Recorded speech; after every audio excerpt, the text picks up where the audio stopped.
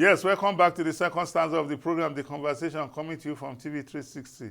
My name still remains Nelson Ekujumi, and I see with me in the studio, Richard Adeyinka Emmanuel. Richie, thank you for staying with us on the conversation. I'm enjoying myself. Yeah, we Good do. We're having a great conversation, yes. Sir. On this second stanza of the program, we are going to look at the CNG as an alternative to our fuel crisis. Early in the life of this administration, the government made it known that she's going to explore a safer, cheaper, and affordable source of energy for our vehicles and other automobiles. And lo and behold, the presidential initiative on compressed natural gas came into being, and we have seen buses being unveiled, compressed natural gas fuel buses. I have seen some buses by the Ogun State government. I've also seen some BRT buses that are being powered by CNG. And just during the week, we got information that the conversion plants have been open for commercial vehicles to come and convert to CNG free of charge.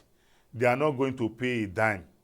But we are worried that some persons, knowing the human element, like you have rightly said, some persons could, because of that free offer, quickly convert their vehicles to commercial bus now or commercial cab, and immediately they convert, they will turn back to their private, because the CNG is 230 naira SCM, that is like per liter.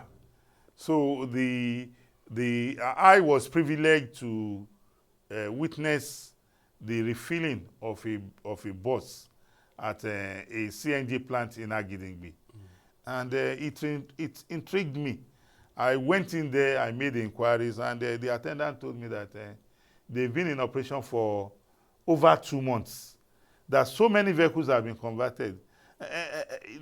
For me, I see this CNG as a way out of this unstable price of petroleum of PMS that has driven up the cost of transportation as well as the cost of goods and services, even though some of our people take advantage of the situation.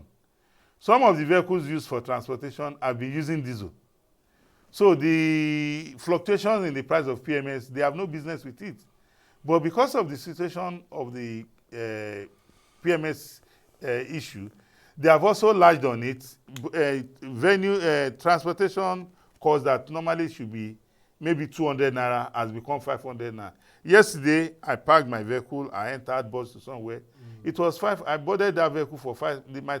My fare was 500 naira. But if we are using CNG, that journey could not have been more than maybe 100 or 150 naira. The question, it looks good. It sounds good. Yes. This is the initial stage. Yeah.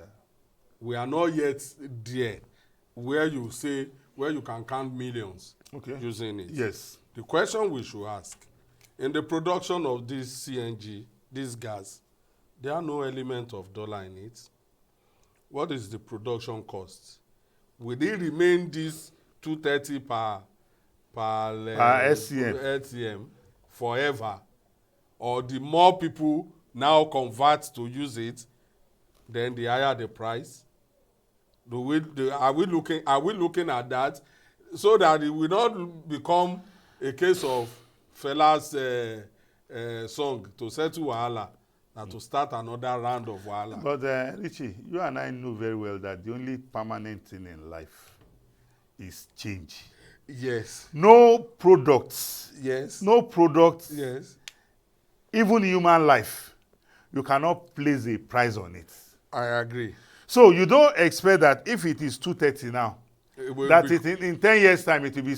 There will be factors. In 5 years' time, it will now match the price of petrol. No, Baba Richie, you see, the beauty of it for me is that as a vehicle owner, I have the opportunity, or I have a right of choice. Don't forget that the whole world is transiting from fossil fuel. Even this petrol that has become an issue, it is something we should start the advocacy that people should move away. The world is talking about electric vehicle, electric cars, CNG powered cars. Electric cars, yes, they look beautiful, but that is not in this our part of the world. Yes. And as I can't remember now, a president or prime minister that talked about it at an international forum, that forget it, we will continue to sell this thing. It's not going anywhere. Our friend will continue to pump and all that. So yes, it looks good, but when you look at it, the element that we ensure, lithium for instance, for battery and all, Yeah. that's another round of problem that I'm not sure we have started that or the world has started that conversation yet, so that when it now becomes large scale, what happens? Where you will get the lithium from?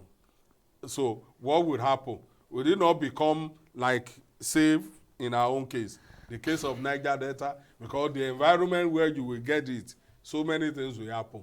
You will dislodge some people, displace some people, kill some people will be in penury, some people will lose their source of livelihood. So all of those, as we plan to move away, in our own case, from petrol to CNG, it is good now that we let Nigerians know. So you will not just have a situation whereby you are just carrying cylinder everywhere and there is nothing to.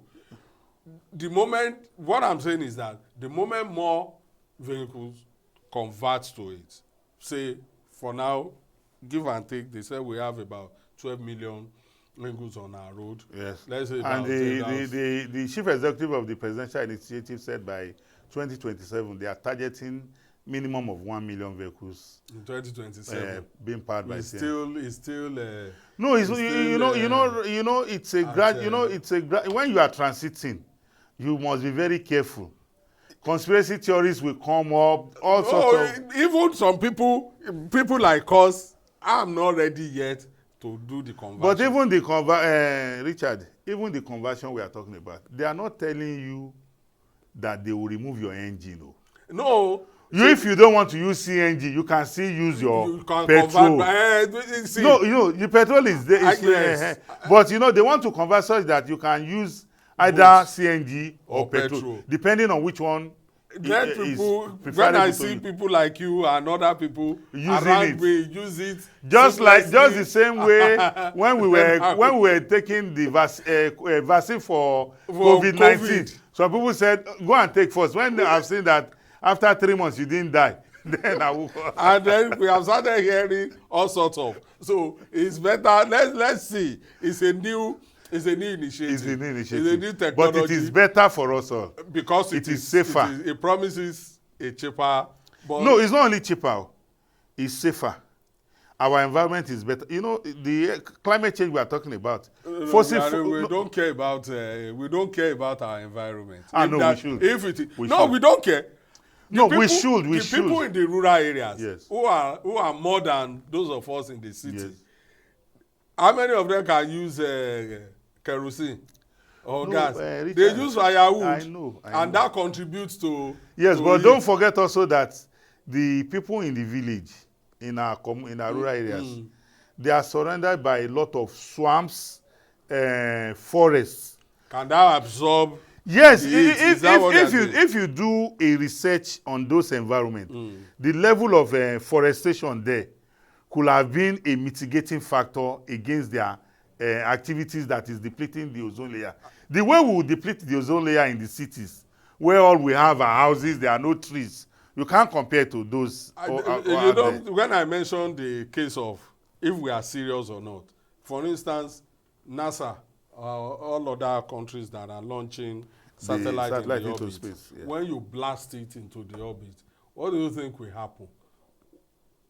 So that impact negatively, that impact on the ozone layer, no question. Yeah. So if you are telling those who are using firewood, who are using small to cook their rice, to cook their eba, and you are still blasting the satellite into the orbit and all, so you also should think of reducing You know, I think it was President Tinubu that said something about, if you want us to do this, you have to yes, bring money yes, for us to carbon. do it. Yes. Is it carbon footprints? Yeah, so you don't expect us that if you want us to do this, we are not the one. Because that we are looking even for our money. contribution to depleting the ozone layer Very, is very less than low. is less than 5%. Very, The very industrialized world contributes low. over 90%. They are the major companies. But we all bear the brunt. Oh, yes. So, And one yes. of them is what happened in Borno. Borno, And yes, we all bear every the other brunt, thing. yes. So it is important that we work to reduce Together, that yes, yes. effect, and then the depletion. Very important. And then the CNG, I hope, because you know, this country and its government and its policies in this country have been disappointed so many times. Why? Why? And sometimes blatant lies. You know, you don't on know. What? We are talking about CNG now. We are talking about CNG. Yes. We don't know the behind. We see, for me, as It's like you read the conspiracy into every issue. No, it is. What is behind there? They are the one. They are the one that when they launch this, they cause this. Richard, it's not about our government. It's about the whole world coming together to address climate change. And part of the resolution is that we should move away from the use of fossil fuel. Is it the use of fossil fuel that is causing the CNG? It's a large... No. Because the use Nigeria does not want to be spending money on subsidy of petrol. The thing there is that any government and its people, at a point in time in our life, the hard disk was a box like this. Yes. But today, it's like a chip. So the world will always, people will sit down and say, how do we make our world better? At a point in time, to type in any system, you need a desktop. Yes. Later it became a laptop. Later it became an iPad. Now it's a phone. Is it? So it's a development. Pardon? For me, you are right. Yes. It's a development. That, well, once they exist, once it exists side by side, yes, the petrol. Yes. So, but the beauty of it is that the CNG is safer for all of us.